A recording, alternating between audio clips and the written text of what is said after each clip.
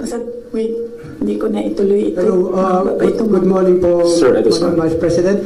Ang Papa niyo po ang naggawa ng desisyon against all Filipinos na may libing si Marcos Sr. sa libingan ng mga bayani.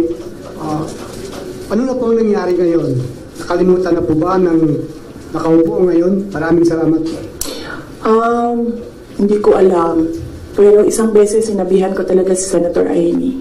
Sabi ko sa kanya, kung hindi kayo tumigil, hubukayin ko yung tatay ninyo. Itatapon ko siya sa West Philippine Sea. Sinabihan ko si Senator Amy. One of these days, pupunta ako dun, kukunin ko yung katawan ng tatay nyo. Tapon ko yan dun sa West Philippine Sea. I don't think sumagot siya. Hindi ko maalala. Nandun pa yun sa group chat. Mayroong mga nakakita. May ibang tao. Enzo Recto, kalaban ang katiwalian at kasinungalingan, kakampi sa katotohanan at kabutihan. Okay. Madam VP, with all this revelation that, ayun nga, meron kayong mga request kay President Bongbong Marcos in case he wins, which is he won. And of course, yung conversation nyo with Senator Amy Marcos. Ngayon ba, do you regret teaming up with President Ferdinand Marcos during the 2022 elections? Alam mo, inisip ko yan. Naisip ko na yan. And then naisip ko kasi, ganito, sila yung tumatakbo, diba? Tumakbo si BBM, tumakbo si Lenny. So, either lang naman sa kanila yung mananalo noon. Tapos mayor ako ngayon. Imagine natin, parallel world na either sa kanila ang president and then ako ang mayor. So, I'm sure, lahat ng mga nakapalibot sa kanila, magtitingin pa rin sila sa akin doon sa Davao City. Hahabulin pa rin nila ako doon sa Davao City because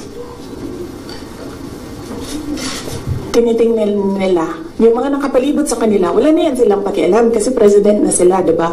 Pero yung mga nakapalibot sa kanila may pakialam kasi sila yung tumitingin ng future, sila yung tumitingin ng 2028. And then meron akong realization yan because ang nagsabi sa akin yan si former Senate President Manny Villar. Sabi niya, wala kang kawala dyan. Saan ka man magtago, saan ka man pumunta, hahabulin ka nila kasi tinitingnan nila ang 2028. So, I don't regret running for Vice President kasi imagine nyo, kung mayor ako, tapos hinahabol nila ako ngayon. Diba? Napakadali nila ako i-suspend. Napakadali nila ako kasuhan. Napakadali nila ako tanggalin sa pwesto as mayor. Ngayon, hindi nila ako matanggal.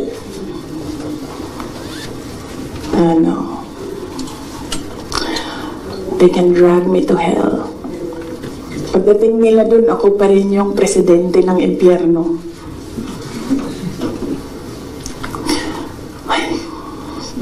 Yes. Yes. Pahiram ako ng ballpen, lagyan ko lang ng note kung saan ako nag-stop kasi para alam natin saan tayo mag-start. Mamaya. Kung sinabi niyo po na hindi kayo nagsisi na tumakbo kayo for Vice President, pero nagsisi po ba kayo na nakipag-tandem kayo kay President Bongbong Marcos? Hindi man ako na-request ni VP Lenny na tumakbo Vice President. Yeah. No, hindi ko pinagsisihan yung pagtakbo ko as Vice President. And hindi ko din pinagsisihan na nakipag-tandem ako sa kanya.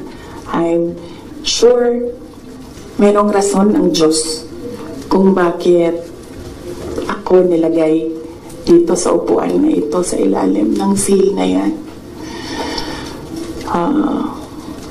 Para rin siguro sa kanya, para kay BBM, or para sa bayan, hindi ko alam kung anong rason ng Diyos. Sometimes, or all the time, hindi natin nakikita ang rason ng Diyos. Nakukonect na lang natin siya kapag meron ng ibang nangyari sa buhay natin.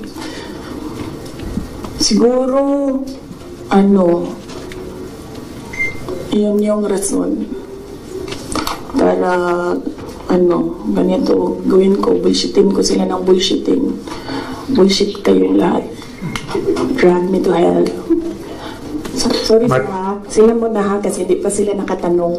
Ma'am, good morning, VP.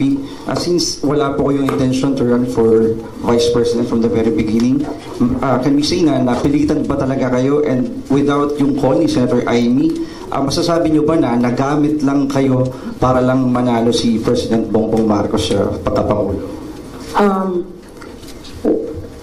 Napilitan, hindi.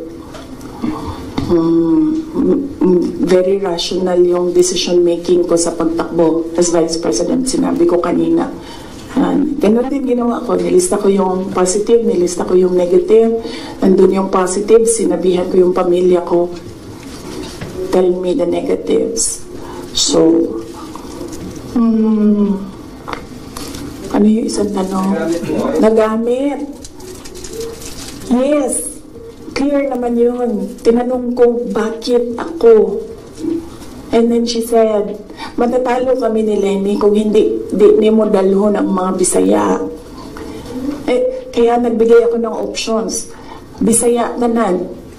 Dolorosa, Bongo, Manny Pacquiao.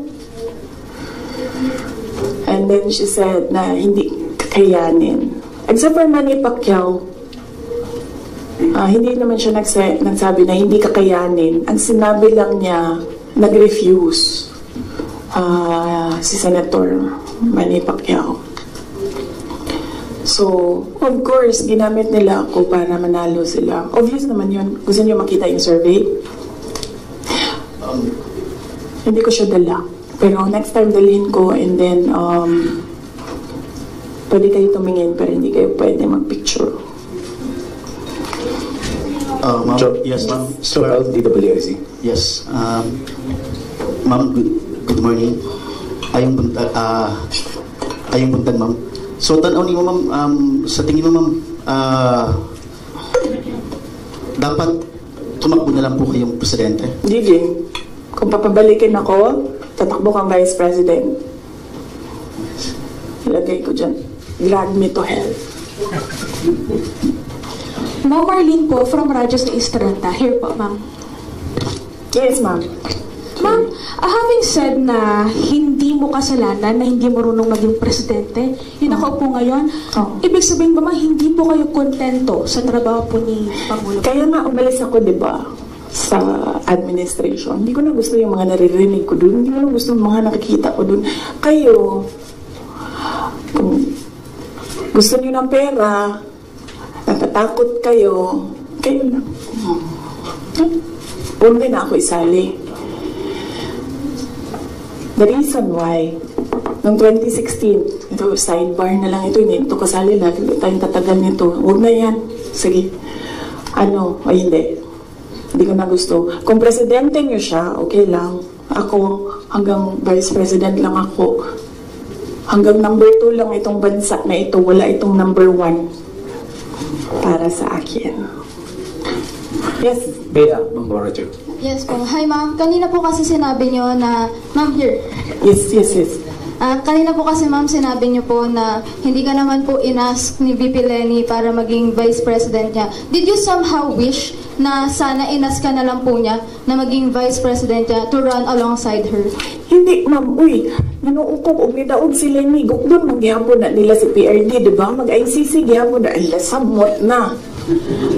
Si Trillanes o si Lenny, magkauban man na sila. So kung presidente si Lenny, ilahaghapon ng ICC. Alam niyo ba bakit hindi umuusad yung ICC?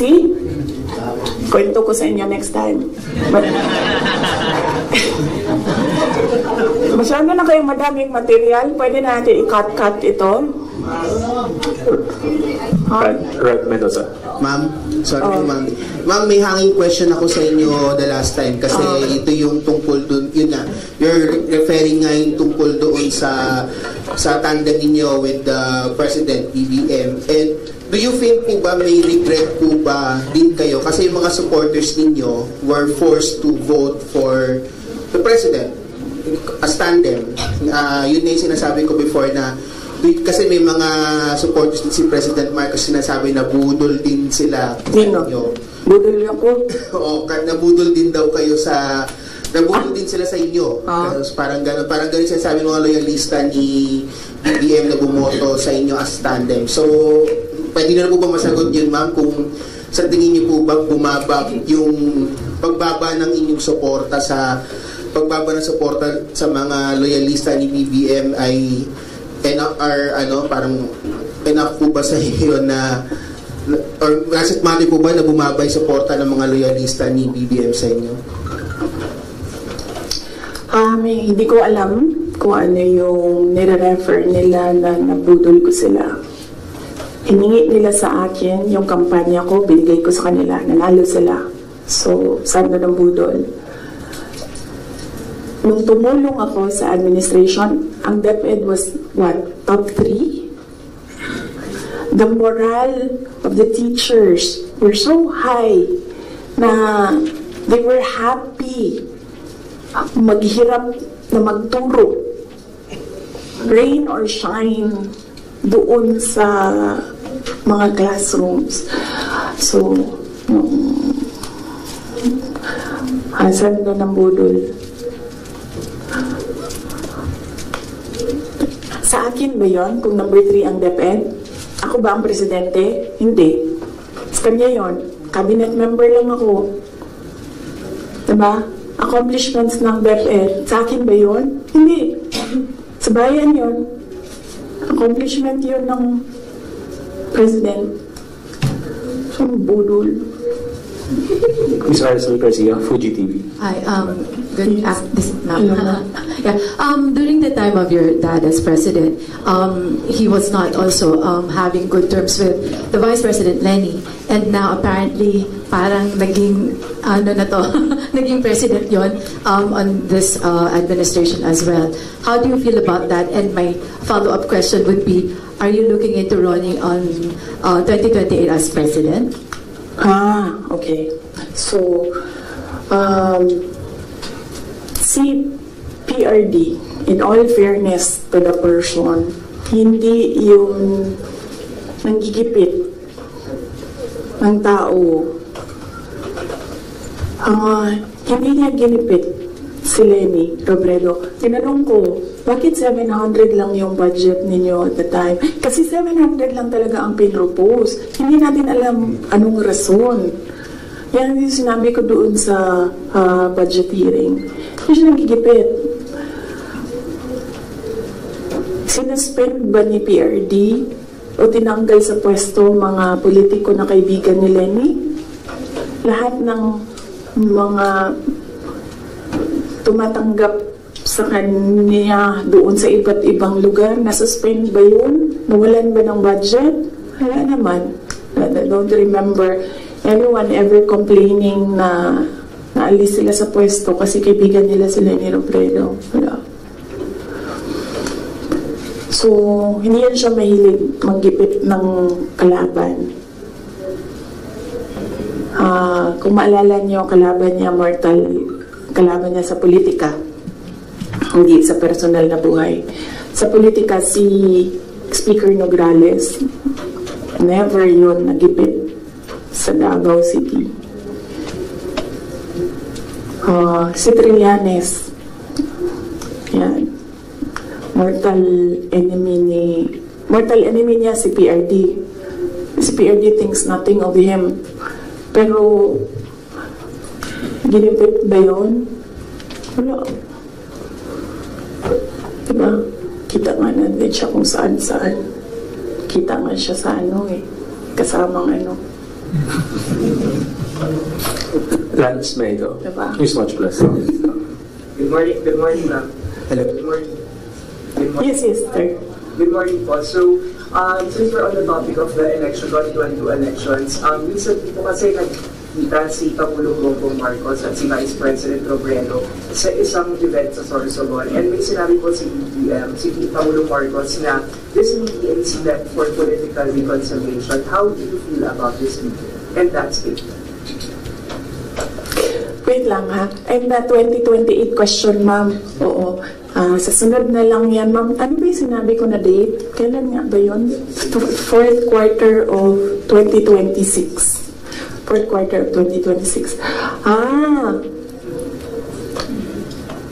So, kung mag-advise ako kay Lenny,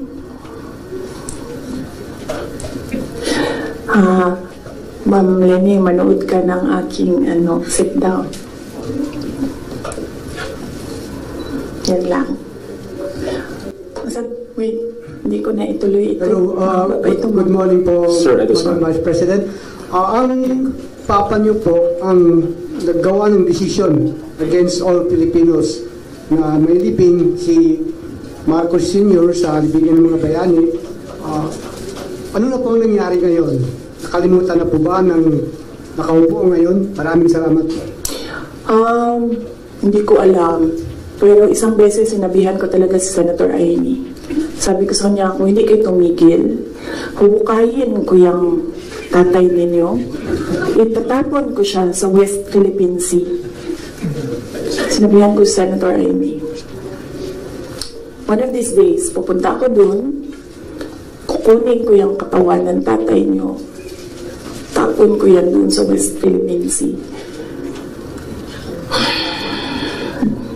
I don't think sumagot siya. Hindi ko maalala. Nandun pa yun sa group chat.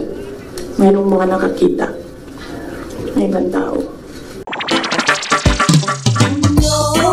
May kulanong salita na ang ibig sabihin dito ay ang pagkakaisa. Bunyog Party List. Halika na, Bunyog Party List ka na. Halika na, Bunyog Party List ka na. Sa susunod, ang atinang suportahan, Bunyog Party List, nagtataguyod ng katotohanan, lumalaban para sa bayan.